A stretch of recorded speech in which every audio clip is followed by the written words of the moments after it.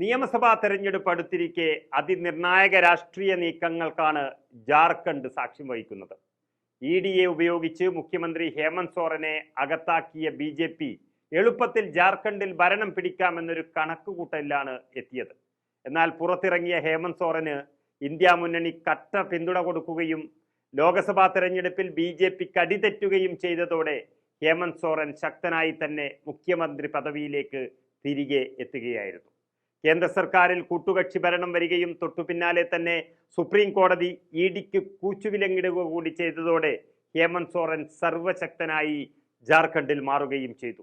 എന്തായാലും EDയെ കൊണ്ട് ഇനി ഹേമന്ത് സോറനെ ഒന്നും ചെയ്യാൻ സാധിക്കാത്ത അവസരത്തിൽ മറ്റൊരു മുൻ മുഖ്യമന്ത്രിയെയാണ് BJP ലക്ഷ്യം വെച്ചിരിക്കുന്നത്.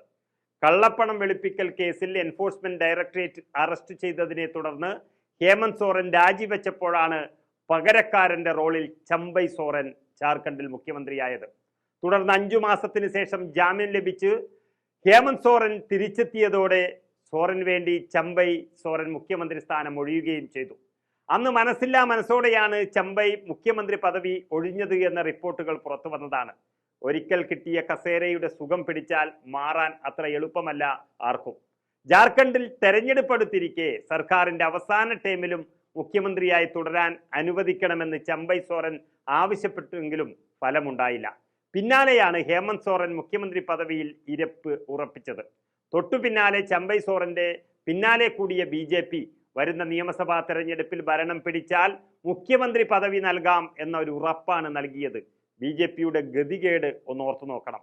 ആദ്യം മടിച്ചു നിന്നുവെങ്കിലും BJP വെച്ചൊരു ഓഫറിൽ മുൻ മുഖ്യമന്ത്രി വീണതായി ജാർഖണ്ഡിൽ നിന്നുള്ള മാധ്യമങ്ങൾ അടക്കം ഇപ്പോൾ റിപ്പോർട്ട് ചെയ്യുന്നുണ്ട്. BJPയിൽ ചേരുമെന്ന അഭ്യൂഹം ശക്തമാകുന്നതിനിടെ 6 JMM MLA-മാരുമായി ചമ്പൈ സോറൻ ഡൽഹിക്ക് പോയത് ഹേമന്ത് സോറനെയും JMM-നെയും ഒന്ന് ഞെട്ടിച്ചിരിക്കുകയാണ്. കഴിഞ്ഞ ദിവസം കൊൽക്കത്തയിൽ വെച്ച് BJP നേതാവ് സുവേന്ദു അധികാരിയുമായി ഈ ചമ്പൈ സോറൻ കൂടിക്കാഴ്ച നടത്തിയിരുന്നു. ഇതിന് പിന്നാലെയാണ് നീക്കങ്ങൾ അല്പം വേഗത്തിലാക്കിയത്. ഡൽഹിയിലെത്തുന്ന സോറൻ മുതിർന്ന BJP നേതാക്കളുമായും കൂടിക്കാഴ്ച നടത്തുമെന്നാണ് സൂചനകൾ പുറത്തുവരുന്നത്. ജാർഖണ്ഡിൽ നിയമസഭാ തെരഞ്ഞെടുപ്പ് പടിവാതിക്കലെത്തി നിൽക്കെ ചമ്പൈ സോറന്റെ ഈ നീക്കം പൊട്ടിത്തെറികൾക്കും കുതികാൽ വെട്ടുകൾക്കും വഴിവെക്കുമെന്ന് ഉറപ്പാണ്.